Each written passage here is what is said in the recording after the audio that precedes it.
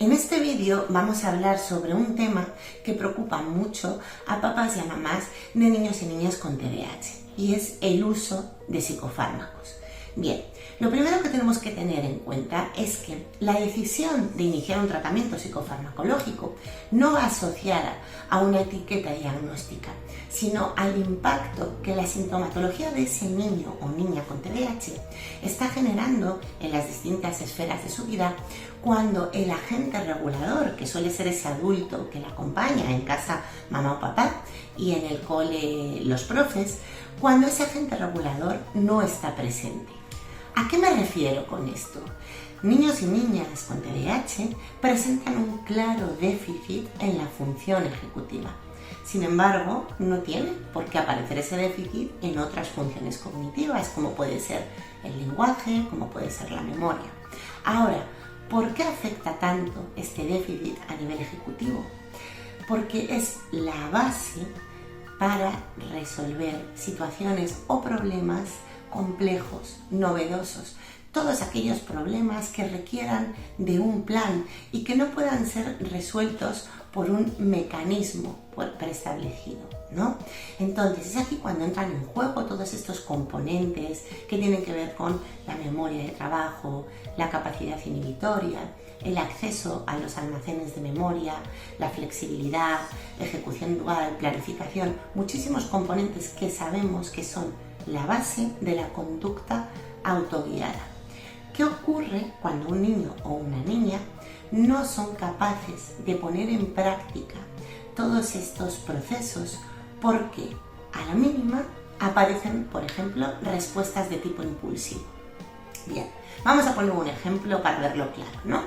Típico niño que va a resolver un problema de mates en el cole y que según empieza a leer el problema, identifica las 2, 3, 4 primeras palabras que son exactamente iguales que el problema anterior que leyó y entonces a partir de ahí se lanza a responder el ejercicio utilizando el mismo mecanismo que utilizó para el otro problema, sin haber llegado a leer hasta el final la pregunta y por lo tanto su respuesta va a ser errónea. El problema en esta situación no es tanto que fracase en esa respuesta, que bueno, ya puede ser molesto, sino que debido a esa impulsividad, el niño no ha podido poner en marcha un montón de mecanismos necesarios para resolver ese problema novedoso. Por lo tanto, empieza a darse una hipoestimulación de algunas funciones. Y ya sabéis que cuando en el cerebro no se usan las cosas, tienden a desaparecer. Por lo tanto, es muy probable que este niño o esta niña empiece a aumentar su tasa de respuestas impulsivas, no solo por el déficit a nivel ejecutivo que tiene de base por su TDAH, sino también por una hipoestimulación del resto de las funciones. Esto no solo afecta en el plano académico, donde claramente podemos ver una diferencia entre lo que se espera por el desarrollo cognitivo del niño o de la niña y su rendimiento, que habitualmente suele ser más bajo, sino que afecta a diferentes esferas: emocional, social. Vamos a poner otro ejemplo. Típica situación de patio donde hay un conflicto, ¿no? Hay un niño, una niña que le dice algo a este chaval con TDAH que le sienta mal, que le molesta, y debido a esa desregulación emocional típica del TDAH, ¿no?, a esa reactividad característica, de repente se da un nivel de frustración altísimo, difícilmente manejable por el niño o por la niña, y entonces reacciona, bueno, pues depende de cada caso, o bien insultando, o bien pegando, depende de la edad, o bien alejándose porque quiere evitar más conflicto, ¿no? Sea como sea la respuesta del niño o de la niña, la realidad es que ha desaprovechado esa situación, ese escenario social para poner en práctica ciertos mecanismos que van a facilitar el aprendizaje de las habilidades sociales.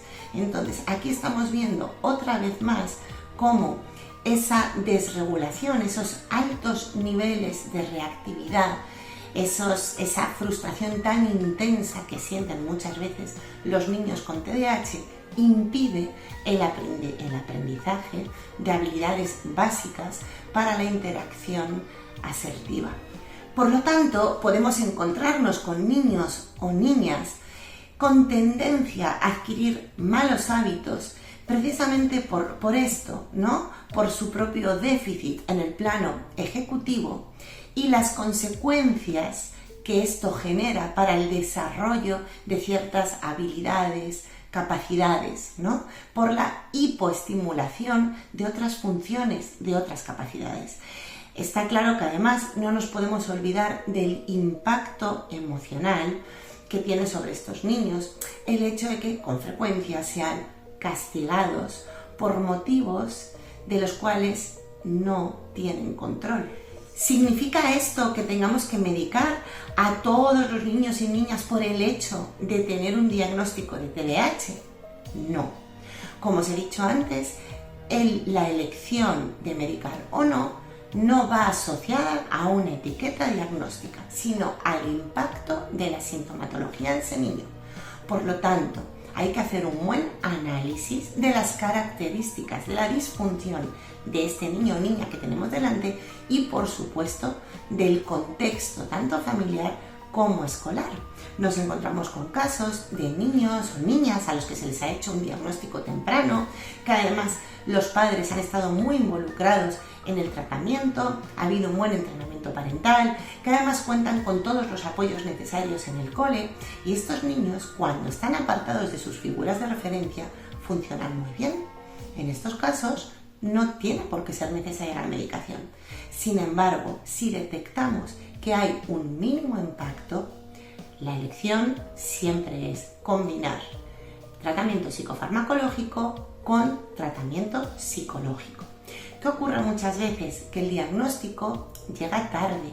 Nos encontramos con adolescentes que no han sido diagnosticados durante la etapa primaria y cuando llegan a la secundaria se dan un batacazo y a nivel emocional es muy intenso el malestar. En estos casos donde no ha habido un diagnóstico precoz, pues es muy probable que ni el adolescente tenga estrategias ni las familias cuenten con el conocimiento y con las estrategias necesarias para ayudar a este chaval. Por lo tanto, normalmente se suele iniciar tratamiento psicofarmacológico de primeras y, por supuesto, acompañarlo con un tratamiento psicológico. No tenemos que olvidar que el niño o la niña con TDAH necesita estrategias que le permitan cubrir, que le permitan compensar, mejor dicho, esa disfunción ejecutiva, de manera que le damos tiempo también a su cerebro a ir madurando en la línea que queremos, pero necesita estrategias. Lo que nos va a permitir la medicación es generar un escenario donde el niño pueda poner en práctica esas estrategias. De lo contrario, puede ser muy, muy frustrante. Nos encontramos con niños y con niñas con muchas ganas de poner en marcha todo eso que aprenden en terapia o que aprenden en casa con el acompañamiento de sus padres y que sin embargo no pueden llevarlo a cabo por altos niveles de impulsividad, de inatención. En estos casos es imprescindible la combinación con tratamiento psicofarmacológico para evitar malestar emocional u otros trastornos como ansiedad o depresión. Otra preocupación que suelen tener las familias es el hecho de considerar que este tipo de fármacos pueda generar adicción. Y esto tenéis que tener claro que no es así. Los fármacos prescritos para el TDAH no generan adicción. Lo que sí que pueden generar, y de hecho lo hacen, es habituamiento. ¿Qué quiere decir esto?